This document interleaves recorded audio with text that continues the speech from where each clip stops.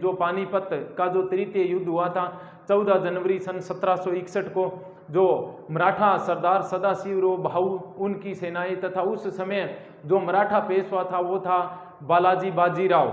तो उसके समय जो भारत के ऊपर जो अफगान नेता अहमद शाह अब्दाली का जो आक्रमण होता है तथा उस आक्रमण के समय जो भारत का दक्षिणी क्षेत्र था या लगभग जो भारत का पूरा क्षेत्र था, उस पूरे के पूरे क्षेत्र पर जो दक्षिणी भारत के अंदर एक जो जाति थी मराठा, उन मराठों का वर्चस्व था तथा उन जो मराठों का जो तिरंगा या जिसको हम पताका कहते हैं वो लगभग पूरे भारत के ऊपर पूर्ण रूप से परचम लेकर लहरा रहा था। उसी समय 14 जनवरी सन 1761 को इधर से जो अफगानिस्तान का क्षेत्र है वहाँ का एक शासक आता है अहमद शाह अब्दाली, तथा अहमद शाह अब्दाली व जो मराठा सरदार थे उनके मध्य एक 14 जनवरी सन 1761 को मकर संक्रांति के दिन पानीपत की जो तृतीय युद्ध कहा जाता है या पानीपत की जो तृतीय लड़ाई हुई, उन जो लड़ाई हुई थी उन लड़ाई के पीछे हमने पिछले प्रश्न में पढ़े थे भी लड़ाई जो हुई थी या युद्ध होने के पीछे कौन से कारण थे, और उन कारणों के पीछे जब हम परिणामों पर चले थे यानी जो युद्ध हुआ था उस युद्ध के अंदर जो अहमद शाह अब्दाली था वो विजयी रहा था तथा भारत का जो क्षेत्र था उसके ऊपर जो अब तक जो अजेय माने जाने वाले जो मराठा थे उस युद्ध के अंदर पराजय होती है। तो उसी के अंदर जो मराठाओं की जो हार होती है उस हार के पीछे कौन कौन से जो महत्वपूर्ण कारण उत्तरदायी थे, उन्हीं कारणों के बारे में आज हम चर्चा करेंगे। कौन कौन से ऐसे कारण थे जिसके कारण मराठों जो आज तक अजेय माने जाते थे उनको अहमद शाह अब्दाली की सेना से हार का सामना करना पड़ा था। इस HR गुप्त जो इतिहासकार है इन्होंने ऐसे बहुत से कारणों का वर्णन किया है जो कह सकते हैं भी जो महत्वपूर्ण कारण थे उन सब कारणों का चर्चा की है या उस सब कारणों का वर्णन किया है। किस इतिहासकार ने? डॉक्टर HR गुप्त ने। और उन्होंने अपनी जो एक पुस्तक लिखी थी उस पुस्तक के अंदर अनेक प्रकार के ऐसे कारण बताए थे जिस कारणों के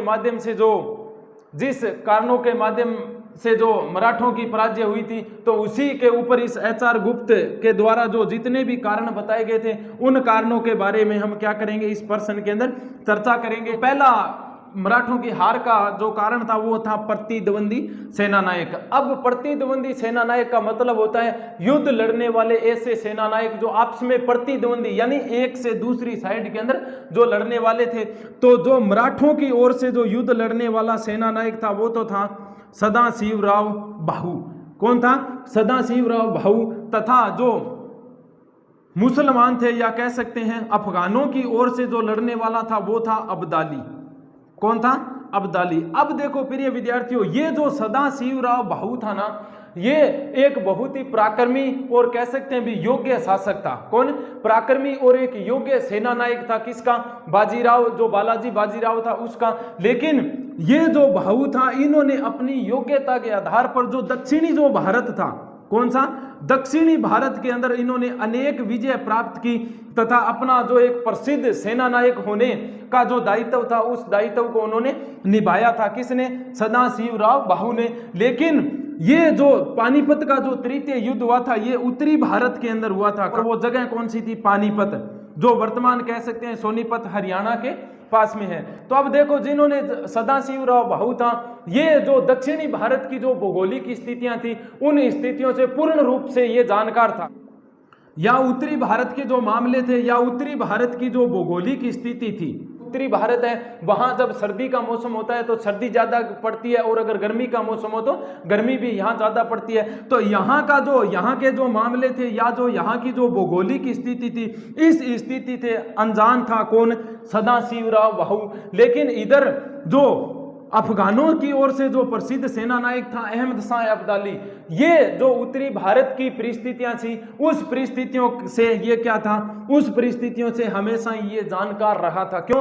क्योंकि अहमद शाह अब्दाली ने नादिर शाह के समय में भी जो उत्तरी भारत का जो क्षेत्र था या दिल्ली के आसपास जो मुल्तान था या लाहौर था उस पर अनेक बार आक्रमण किए थे। तब इन अहमद शाह अब्दाली को पता था भी जो जनवरी या जो फरवरी का महीना होता है उस समय भारत के अंदर जो भौगोलिक परिस्थितियां हैं वो कैसी होती है। तो इस कारण ये कह सकते हैं जो अहमद शाह अब्दाली था वो उत्तरी भारत के क्षेत्र में सदाशिवराव भाऊ से ज्यादा क्या था? अनुभवी था। तथा इसी अपने अनुभव का जो अहमद शाह अब्दाली उन्होंने पानीपत के तृतीय युद्ध में फायदा उठाया कारण, और दूसरा ये जो सदाशिवराव भाऊ था ये खुद स्वयं युद्ध में चला गया था। लेकिन ये जो अहमद शाह अब्दाली था, ये जो अपनी सेनाएं थी, कह सकते हैं भी अपनी जो कूटनीतिक चाल के माध्यम से अपनी सेनाओं को सिर्फ दिलासा या ढांढस दे रहा था, लेकिन खुद क्या है, युद्ध का दूर खड़ कर ही क्या कर रहा था, नियंत्रण कर रहा था। कौन? अहमद शाह अब्दाली। तो इस कारण सदाशिवराव भाऊ और जो कह सकते हैं भी जो अहमद शाह अब्दाली दोनों जो प्रतिद्वंदी सेना नायक थे, उनके बीच में ये इतना फर्क था भी ये सदाशिवराव भाऊ भारत की जो भौगोलिक परिस्थिति है उत्तरी भारत की उससे अनभिज्ञ था, वहीं ये अब्दाली क्या था, यहाँ की जो भारत की उत्तरी भारत की जो परिस्थिति उस परिस्थिति से अच्छी तरह क्या था, जानकार था। इसी कारण जो सदाशिवराव भाऊ की सेनाएं थी वो यहाँ जनवरी का जो महीना होता है, सर्दी का जब मौसम होता है, उस सर्दी के मौसम में जैसे भी उनको वस्त्र दिए जाते थे वैसे पहन कर आए थे। लेकिन जो अहमद शाह अब्दाली यहाँ की परिस्थितियों से क्या था, यानी जानकार था यहाँ की परिस्थितियों। इस कारण अब्दाली की जो सेना थी वो अपने पूर्ण रूप से कह सकते हैं भी जो सर्दी के मौसम में जो कपड़े पहने जाते हैं या जो लिबास पहने जाते हैं उन कपड़े या लिबासों से क्या थे, परिपूर्ण थे। तो इस कारण ये कह सकते हैं वो सदाशिवराव भाऊ ये थोड़ा पराक्रमी जरूर था, लेकिन कूटनीतिक जो राजनीतिक या जो कूटनीतिक युद्ध जीतने की कला होती है उस कला में अहमद शाह अब्दाली से क्या हुआ था, कमजोर हुआ था। तो प्रिय विद्यार्थियों, जो पहला कारण निकल कर आया वो था प्रतिद्वंदी सेनाएं या सेना नायक। प्रतिद्वंदी नायक यानी नायक वो होता है जिस तरह सदाशिवराव भाऊ की ओर से लड़ने वाले कौन कौन से योद्धा थे तथा अहमद शाह अब्दाली की ओर से लड़ने वाले कौन कौन से योद्धा थे। तो इस युद्ध के अंदर जो विपरीत या कह सकते हैं जो प्रतिद्वंदी कौन था, अब्दाली था। और इस अब्दाली की सेना के अंदर ऐसे ऐसे सेना नायक थे जिसकी टक्कर का हम कह सकते हैं भी जो सदाशिवराव भाऊ था उसके पास में एक भी योग्य सेनापति नहीं था। तो अहमद शाह अब्दाली के पास में कौन कौन से सेनापति थे, तो पहला था जहान खां, दूसरा था शाह पसंद खां, फिर तीसरा अताई खां, चौथा करीम खां, पांचवा नजीब खां। अब देखो कौशल में निपुण जो सेनापति थे, इसकी टक्कर का सदाशिवराव भाऊ की सेना के अंदर ऐसा कोई भी योद्धा नहीं था जो इतने जो सेनापति थे, जहान खां, शाह पसंद, अताई खां, नजीब खां और करीम खां, इन सब का सामना कर सके। क्यों? क्योंकि जो भाऊ की जो सेनाएं थी उस भाऊ की सेनाओं के अंदर एक तो था जनकोजी सिंधिया और एक था मल्हार राव होलकर। अब देखो प्रिय विद्यार्थियों, एक तरफ तो जहान खां, शाह पसंद इतने प्रकार के कह सकते हैं भी जो अहमद शाह अब्दाली की सेना के अंदर क्या थे, सेनापति थे। और ये सेनापति ऐसे युद्ध के अंदर जब इनकी जहां आवश्यकता पड़ती थी ये अहमद शाह अब्दाली के लिए अपनी युद्ध के अंदर जान या कह सकते हैं अपने प्राणों को भी न्यौछावर कर सकते थे। वहीं और ये जितने 5 या 6 जो सेनापति थे, इन सेनापति का युद्ध के अंदर सामना करने वाला या टक्कर देने वाला सदाशिवराव भाऊ के पास में कोई भी सेनापति नहीं था। और इसकी सेना में 2 जनकोजी सिंधिया व मल्हार राव होलकर था। इन दोनों की जो सेनाएं थी, इन दोनों की सेनाओं को अहमद शाह अब्दाली की सेना पहले भी कई युद्धों में क्या कर चुकी थी, हरा चुकी थी। इसी कारण ये जो जनकोजी सिंधिया व मल्हार राव होलकर, ये जो युद्ध जीतने के अंदर एक व्यक्ति का जो आत्मविश्वास होता है या खुद के ऊपर जो विश्वास होता है भी हाँ हम युद्ध के माध्यम हम युद्ध करेंगे और इस युद्ध के अंदर हमारी विजय होगी। और ये जो आत्मविश्वास था, ये आत्मविश्वास जनकोजी सिंधिया व मल्हार राव होलकर थे।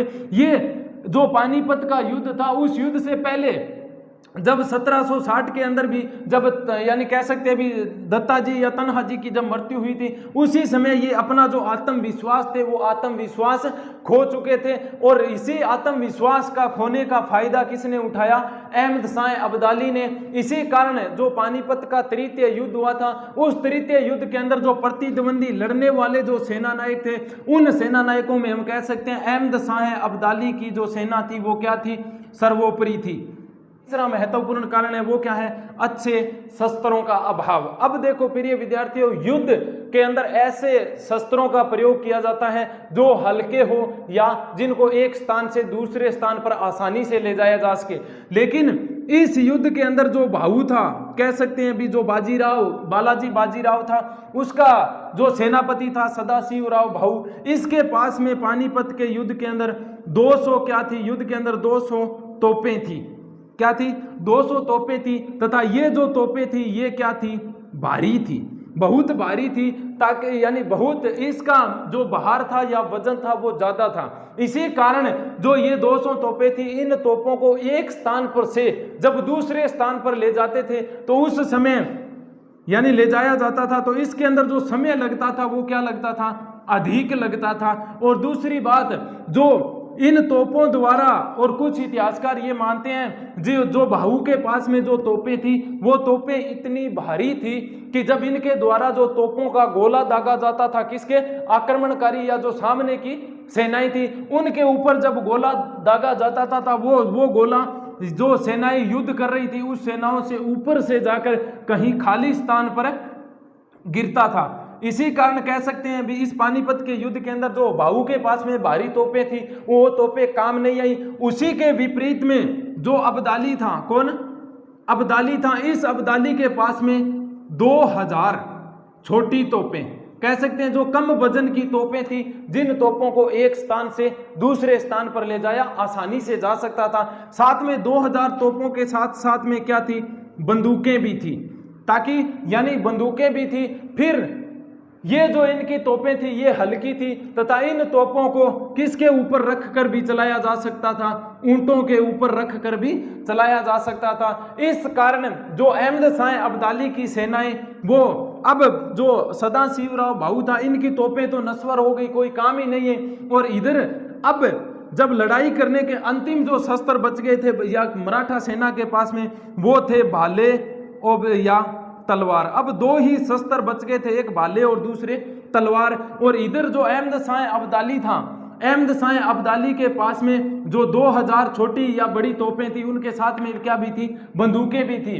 तो इसी कारण हम कह सकते हैं जो अच्छे शस्त्र किसके पास में थे? अहमद शाह अब्दाली के पास में। हम ये नहीं कहते भी जो सदाशिवराव भाऊ था इसके पास में हथियारों का अभाव था, हथियार इनके पास में भी बहुत ज्यादा थे। 200 तोपें, अगर ये तोपें हम एक कल्पना करते भी अच्छी तरह से काम आ जाती पानीपत के तृतीय युद्ध में, तो इसका परिणाम कोई और ही होता। क्यों? क्योंकि अहमद शाह अब्दाली की सेनाएं जो 200 तोपों के गोले थे, उस 200 तोपों के गोले के अंदर झुलस जाती। तो तीसरा महत्वपूर्ण जो मराठों की हार का कारण था वो था अच्छे शस्त्रों का अभाव। तथा जो महत्वपूर्ण कारण है प्रिय विद्यार्थी वो है सुरक्षित सेना न रखना। अब देखो, जब हमने कल पिछले वीडियो के अंदर ये भी देखा था भी जो सदाशिवराव भाऊ था उसके पास में सेनाएं थी, युद्ध कौशल के अंदर अपनी पूर्ण जान देने वाली सेनाएं थी, लेकिन उन्होंने क्या किया? जो अहमद शाह अब्दाली था वो हमेशा ही कूटनीतिक था। कूटनीतिक चालों से या जो राजनीतिक स्थिति है उसी के माध्यम से किसको जीता जाता है? युद्ध को जीता जाता है। था अब्दाली इन्होंने युद्ध के अंदर अपनी जो 60,000 सेनाएं थी, उन 60,000 सेनाओं में से 10,000 जो सेना थी उनको सुरक्षित रख रखा था, ताकि जब हम पराजित होने वाले हों युद्ध के अंदर, तब ये जो तरोताजा 10,000 सैनिक है उसको हम युद्ध के अंदर उतारेंगे। तो जो सदाशिवराव भाऊ था उसके पास में जो 45,000 सेनाएं थी, उस 45,000 सेनाओं को उन्होंने अब्दाली की जो सेनाएं थी उसके सामने पूरी की पूरी सेना को क्या कर दिया था? झोंक दिया था। लेकिन अहमद शाह अब्दाली ने 10,000 जो सुरक्षित सेना की जो टुकड़ी थी उसको सुरक्षित रखा। तथा जब एक समय तो ऐसा आया था जो अहमद शाह यानी जो सदाशिवराव भाऊ की सेनाएं थी या जो इब्राहिम गार्दी जो तोपची था, उनकी तोपों के कारण क्या हुआ था? युद्ध एक तरफ तो एक समय तो मराठों के हाथ में ही आ गया था। 5 घंटे का युद्ध चलने के बाद में जब जो मराठा सेनाएं क्या थी, जो थक हार करके कह सकते हैं भी लड़ रही थी, उसी समय अब्दाली ने अपनी कूटनीति का सहारा लिया तथा जो 10,000 जो सुरक्षित सेना रखी गई थी उस सुरक्षित सेना को किसके युद्ध में उतार दिया? पानीपत के युद्ध में उतार दिया। और इसी 10,000 सेना ने अब्दाली की जो हारी हुई बाजी थी उस हारी हुई बाजी को विजय में बदल दिया था।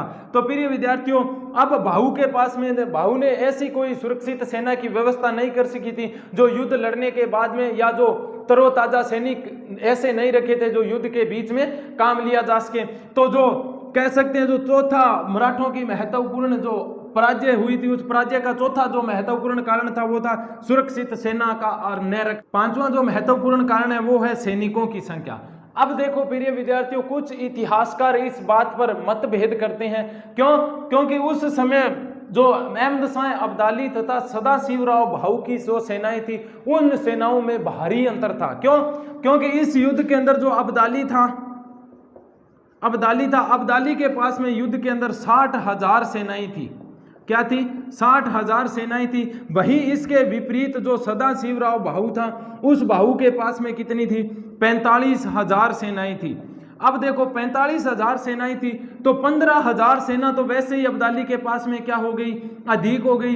दूसरी बात, वो युद्ध जो पानीपत का युद्ध के अंदर अहमद शाह अब्दाली युद्ध के एक कोने पर खड़ा होकर के अपनी जो सेना थी उस सेना के हौसला बढ़ा रहा था, वहीं फिर भी इनके पास में इन्होंने 10,000 सेनाएं फिर भी रिजर्व रखी। और भाऊ के पास में सेनाएं कितनी थी? कुल 45,000। और इन जो 45,000 सेनाएं थी उनके बदले में अब्दाली के पास में जो 60,000 सेनाएं थी, इन सेनाओं के पास में एक तो अच्छे घोड़े थे, दूसरे जो घोड़े चलाने वाले अच्छे क्या थे? घुड़सवार भी थे।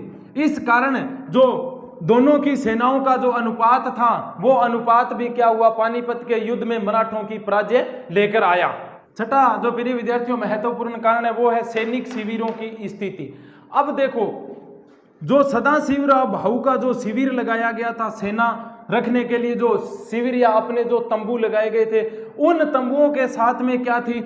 ये जो सदाशिवराव भाऊ के जो सैनिक थे या कह सकते हैं जो अधिकारी थे, और जो सदाशिवराव भाऊ का जो शिविर था वो शिविर किन से भरा हुआ था? भीड़ भाड़ से भरा हुआ था। क्योंकि इतनी ज्यादा भीड़ होने के पीछे क्या कारण थे? क्योंकि जो सदाशिवराव भाऊ या बालाजी जो बाजीराव थी उनकी सेनाएं थी, उन सेनाओं के साथ में जो सैनिक आए थे, पहले तो उन सैनिकों की क्या थी? पत्नियां साथ में थी।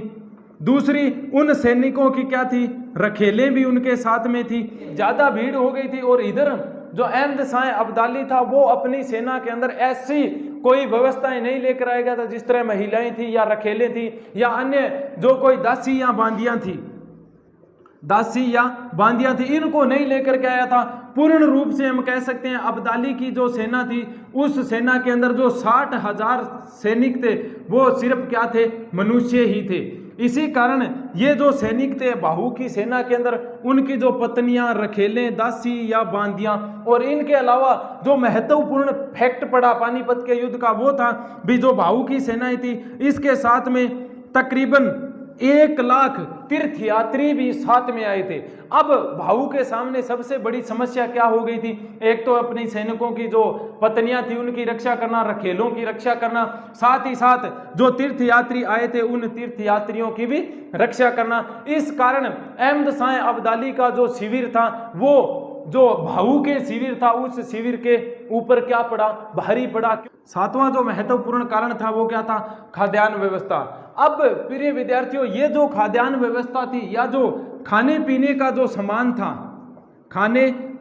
जो सामान था, ये भी एक मुसीबत लेकर आया। किसके लिए? सदाशिवराव भाऊ के लिए। क्योंकि सदाशिवराव भाऊ जब यहाँ जो दक्षिण का क्षेत्र था, यहाँ इस दक्षिण के क्षेत्र से जब इन्होंने कूच किया था या तराइन के युद्ध के लिए वहां से रवाना हुआ, वहां से लेकर के यहाँ तक जो पानीपत का क्षेत्र है, यहाँ तक आते आते हुए रास्ते में भी उसको अनेक प्रकार के जो खाद्यान्न या जो खाने पीने की जो चीजें थी उन चीजों के लिए भी उनको संघर्ष करना पड़ा था। क्योंकि जो बाजीराव था उन्होंने पानीपत के युद्ध में जब भाऊ जा रहा था तो उसके लिए कोई ऐसी खाने पीने की कोई व्यवस्था नहीं की, तथा इसी व्यवस्था के न करने के कारण जो भाऊ की यानी जो सेना जब दक्षिणी भारत से पानीपत के युद्ध तक जब आई तो उनको अनेक प्रकार की जो रास्ते के अंदर जो खाने की वस्तुएं होती है या जो भोजन की जो वस्तुएं होती है उनके लिए यानी बहुत प्रकार की समस्याओं का सामना करना पड़ा। कारण जो खाद्यान्न की व्यवस्था वो उचित तरीके से नहीं हो पाई, इस कारण जो भूखमरी की स्थिति हो गई थी। इस भूखमरी की स्थिति से मरने क्या ये जो भूखमरी की स्थिति उत्पन्न हो गई थी उससे मरने यानी भूखा मरने से तो अच्छा जो सदाशिवराव भाऊ था उन्होंने माना भी क्यों ना युद्ध के अंदर क्या प्राप्त करें, वीरगति प्राप्त करें। यानी इसका सामना करने वाला जो अब्दाली था, उस अब्दाली की जो सेनाएं थी उन सेनाओं को जो खाने पीने की या जो रसद की सामग्री थी वो कौन पहुंचा रहे थे, भारतीय मुसलमानों द्वारा। जो भारतीय कह सकते हैं जो मुसलमान थे उन मुसलमानों द्वारा रसद की क्या की जा रही थी, उचित व्यवस्था। तो कह सकते हैं अभी मराठों की हार के पीछे ये जो खाद्यान्न की जो व्यवस्था थी ये भी क्या, या जो खाने पीने की जो उनके सामने समस्या आई ये भी क्या हुई, एक भयंकर तरीके थे उसके यानी जो पानीपत का युद्ध था उसके अंदर हार का कारण लेकर आई। डॉक्टर यदुनाथ सरकार जी क्या कहते हैं, जब भूखमरी उत्पन्न हो गई थी किस युद्ध के अंदर, पानीपत के युद्ध के अंदर, किसकी सेनाओं के सामने, सदाशिवराव भाऊ की। तो ये जो यदुनाथ सरकार ये क्या कह रहा है भी जो पानीपत का जो युद्ध हो रहा था, क्या पानीपत का जो युद्ध हो रहा था उस युद्ध के अंदर जो मराठों की ओर से जो सैनिक लड़ रहे थे, मराठों की ओर से जो सैनिक लड़ रहे थे उन सैनिकों का भूखमरी के कारण हालात ऐसे हो गया था, यानी जो भूखमरी या जो उनके जो घोड़े थे उनके अंदर भी भूखमरी, क्यों, घोड़ों को भी भोजन चाहिए। इस कारण ये डॉक्टर यदुनाथ सरकार क्या कहता है भी पानीपत का जो युद्ध हुआ था और जिस पानीपत के युद्ध के अंदर अफगानों का सामना जिस मराठा सेना ने किया था वह अधमरे, किसके कारण अधमरे हो गए थे, भूख के कारण क्या हो गए थे, अधमरे टट्टुओं, टट्टू किसको बोलते हैं, गधे को। अधमरे टट्टुओं पर भूख से पीड़ित, क्या अधमरे टट्टुओं पर किससे पीड़ित, भूख से पीड़ित सैनिकों का क्या था, झुंड था। कहा है कि जो पानीपत का युद्ध था उसके युद्ध के अंदर जो अफगानों के सामने जो मराठाओं की सेनाएं लड़ रही थी, वो मराठा की सेना जो पानीपत के युद्ध के अंदर लड़ रही थी वो एक कह सकते हैं भी अधमरे टट्टू यानी जो भूखे घोड़े थे उन भूखे घोड़ों के ऊपर सवार ऐसे सैनिक थे जो किन से पीड़ित थे, भूख से, और ऐसे भूख से पीड़ित सैनिकों का वो क्या था, झुंड था। ये हार का जो अगला कारण है वो क्या है, गंभीर भूलें। अब देखो प्रिय विद्यार्थियों, जो मराठों की हार हुई थी उस हार के ऊपर जो उनकी समय समय पर भूल की गई थी वो भी मराठों को पराजित कराने में कम उत्तरदायी न थी। क्या थी, कम उत्तरदायी न थी। अब देखो उनकी भूलें कैसे जो गंभीर, उन्होंने जो सदाशिवराव भाऊ था या जो बालाजी विश्वनाथ था उन्होंने भूल की, वो भूले, इसी भूलों का फायदा उठाया किसने, अहमदशाह अब्दाली ने। सदाशिवराव भाऊ था वो कुंजपुरा अभियान पर गए हुआ था। कब, जब कुंजपुरा अभियान पर जा रहा था उस समय उन्होंने किसको त्याग दिया था, दक्षिणी क्षेत्र या दिल्ली को उसने क्या कर दिया था, त्याग दिया था। अब देखो जब वो कुंजपुरा अभियान पर जा रहा था तो उन्होंने अपने पीछे ऐसे कोई सुप्रसिद्ध या अच्छा युद्ध के अंदर जो कुशल सेनापति था उस सेनापति की नियुक्ति कहाँ नहीं करके गया था, दिल्ली के अंदर नहीं करके गया था। ये किस पहली भूल थी किसकी, सदाशिवराव भाऊ की। जैसे ही भाऊ कुंजपुरा अभियान के लिए निकलता है पीछे से जो अफगान सेना है, अफगान सेना आक्रमण करती है किसके ऊपर, दिल्ली के ऊपर आक्रमण करती है तथा आक्रमण करके और दिल्ली का जो क्षेत्र था उस पर किसका अधिकार हो जाता है, अफगानों का अधिकार हो जाता है। जो भूल की महत्वपूर्ण किसने, सदाशिवराव भाऊ ने। जब पानीपत का युद्ध हो रहा था, किसका, पानीपत का युद्ध हो रहा था, तो इस पानीपत के युद्ध के अंदर जो सदाशिवराव भाऊ था इसके साथ में एक सेनापति था जिसका नाम था विश्वास राव।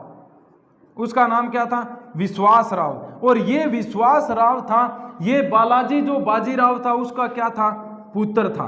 ये भी उस युद्ध के अंदर, और ये क्या था, अल्पवयस्क था। अल्पवयस्क हम कह सकते हैं अभी एक छोटा ही कह सकते हैं, अभी पूरा युद्ध के अंदर जाने वाला सेनानायक नहीं था, लेकिन फिर भी ये पानीपत के युद्ध में चला जाता है। किसके साथ में, भाऊ के साथ में। तो दूसरी जो गंभीर भूल की किसने, भाऊ ने वो की भी, जब ये विश्वास राव युद्ध के अंदर लड़ रहा था तो एक समय इसको क्या लग गई थी, गोली लग गई थी। इस कारण ये जो सदाशिवराव भाऊ सबसे ज्यादा प्रेम करता था किससे, विश्वास राव से। इस कारण ये जो जब विश्वास राव को गोली लगती है, या कह सकते हैं भी विश्वास राव जब युद्ध के अंदर घायल हो जाता है या युद्ध के अंदर मारा जाता है, तब ये जो सदाशिवराव भाऊ इस विश्वास राव से ज्यादा प्रेम करता था। इस कारण इन भाऊ ने अपना क्या खो दिया, आपा खो दिया, तथा अपने जो हाथी के ऊपर बैठा था उस हाथी से उतर जाता है और उतर कर किस कर स्वार होता है, घोड़े के ऊपर स्वार हो करके, और किसके पास चला जाता है, विश्वास राव के पास में चला जाता है। और जब वहां जाता है तो विश्वास राव की तब तक क्या हो जाती है, मृत्यु हो जाती है। इस मृत्यु के कारण जो सदाशिवराव भाऊ था ये क्या है, अपना आपा खो देता है, और आपा खोने के कारण ये क्या होता है, अपने हाथ में तलवार लेता है और जो विरोधी सेनाएं थी उस विरोधी सेनाओं के अंदर घुसते जा रहा है, यानी मारकाट करता जा रहा है अपना आपा खोने के कारण। तथा इसी विरोधी सेना के अंदर जब घुसते गया, यानी घुसता जा रहा था, इसी कारण विरोधी सेना ने उसके ऊपर हमला किया, और हमले के अंदर भी मारा गया कौन, सदाशिवराव भाऊ भी युद्ध के अंदर क्या हुआ, मारा गया। जो 9वां महत्वपूर्ण पॉइंट है वो क्या है, अब्दाली का कुशल नेतृत्व। अब देखो प्रिय विद्यार्थियों, हम ये नहीं कह सकते भी अब्दाली भी युद्ध के अंदर एक पराक्रमी शासक था, और सदाशिवराव भाऊ वो भी क्या था, एक युद्ध के अंदर योग्य व पराक्रमी व युद्ध के अंदर अपने जान न्यौछावर करने वाला व्यक्ति था। लेकिन अब देखो जो युद्ध होता है वो सिर्फ किससे जीता जाता है, कूटनीति से या अच्छा रण कौशल से, अच्छे रण कौशल के आधार पर जीता जाता है। अब देखो प्रिय विद्यार्थियों, अब्दाली का नेतृत्व कुशल कैसे रहा था। अहमद शाह अब्दाली स्वयं जो पानीपत का युद्ध हुआ था उस पानीपत के युद्ध में नहीं आया था। क्यों? क्योंकि ये सिर्फ अपनी जो रिजर्व सेना रखी थी उस रिजर्व सेना के आसपास में, यानी जो युद्ध चल रहा था उस युद्ध के कह सकते हैं भी यहाँ खड़ा था, और यहाँ दोनों साइड की जो सेनाएं थी वो युद्ध कर रही थी, और ये जो सदा अब्दाली यहाँ खड़ा है, और ये अब्दाली सिर्फ यहाँ खड़ा हुआ अपनी जो सेनाएं युद्ध के अंदर लड़ रही थी उस सेनाओं का सिर्फ क्या बढ़ा रहा था, हौसला बढ़ा रहा था, लेकिन खुद नहीं उतरा था किसके अंदर, युद्ध के अंदर। क्यों? क्योंकि ये कूटनीति से इस युद्ध को जीतना चाहता था, तथा साथ ही साथ अब्दाली ने जो 10,000 जो सैनिकों की एक टुकड़ी थी उस सैनिकों को टुकड़ी को भी क्या रख रखा था, सुरक्षित रख रखा था। और इधर जो मराठा सेनाएं थी और मराठा सेनाओं का नेतृत्व करने वाला जो सदाशिवराव भाऊ था, ये खुद को किसके अंदर झोंक चुका था, युद्ध के अंदर झोंक चुका था। तो हम कह सकते हैं भी जो सदाशिवराव भाऊ के अंदर जो कुशल या जो कह सकते हैं युद्ध के अंदर सेना का संचालन करने का क्या था, अभाव था, वहीं जो अहमद शाह अब्दाली था उन्होंने इस युद्ध के अंदर कुशल या कह सकते हैं अच्छे तरीके से क्या किया, युद्ध का संचालन किया, तथा दूर खड़े खड़े युद्ध का संचालन करता रहा, तथा संचालन करने के साथ साथ में अपनी जो सेनाएं थी उसका हौसला बढ़ा रहा था। और जब 5 या 6 घंटे युद्ध होने के बाद में जब दोनों की सेनाएं, इधर से मराठा की सेनाएं या जो अब्दाली की सेनाएं थकी हारी हुई थी, तब अहमद शाह अब्दाली ने अपने जो 10,000 ये तरोताजा सैनिक रखे गए थे उस सैनिकों की किसके अंदर उतार दिया था, युद्ध के अंदर उतार दिया था। तथा इसी 10,000 सैनिकों ने इस युद्ध के अंदर जो मराठा विजयी हो रहे थे उन मराठों को पराजय का सामना करना पड़ा। अंतिम महत्वपूर्ण कारण था वो क्या है, पानीपत के युद्ध में मराठों की हार का, वो है अवध व रुहेलों द्वारा अब्दाली की सहायता करना। अब देखो ये जो अवध का क्षेत्र था, ये अवध के क्षेत्र के अंदर एक शिया जो शासक था जिसका नाम था सुजाउदौला। अवध के अंदर जो कह सकते हैं भी एक जो शिया मुसलमान था उसका साम्राज्य था, कौन था, कह सकते हैं अवध का नवाब उस समय कौन था, सुजाउदौला। तथा ये जो रुहेल क्षेत्र था कहाँ, बुंदेलखंड के पास का जो क्षेत्र था, कल हमने बनाया था उसके हिसाब से, तो यहाँ जो रूहेले क्षेत्र थे, ये रूहेला क्षेत्र भी अफगान शासकों के अंतर्गत ही आता था। और यहाँ का जो शासक था जिसका नाम था नजीब खां, क्या था, नजीब खां। अब देखो ये जो नजीब खां तथा ये शुजाउद्दौला अब्दाली शिया सुन्नी मुसलमान था और ये क्या था, शिया मुसलमान था। इन दोनों ने पानीपत के युद्ध हुआ था, उस युद्ध के अंदर सैनिक सहायता भी की, किसकी, अब्दाली की। अब्दाली की सैनिक सहायता देने के साथ साथ में अब्दाली की जो सेनाएं युद्ध लड़ रही थी, उस युद्ध लड़ने वाली सैनिकों के लिए रसद सामग्री की भी क्या की थी, उचित व्यवस्था की थी। किसकी, रसद यानी जो खाने पीने की चीजें भी मुहैया करवाई थी, किसकी, अब्दाली की सेनाओं को। किसने, एक तो अवध का नवाब था शुजाउद्दौला, दूसरा जो रूहेल, जो अफगान रूहेलखंड के जो अफगान थे, और उन अफगानों का जो कह सकते हैं मुखिया कौन था, नजीब खां।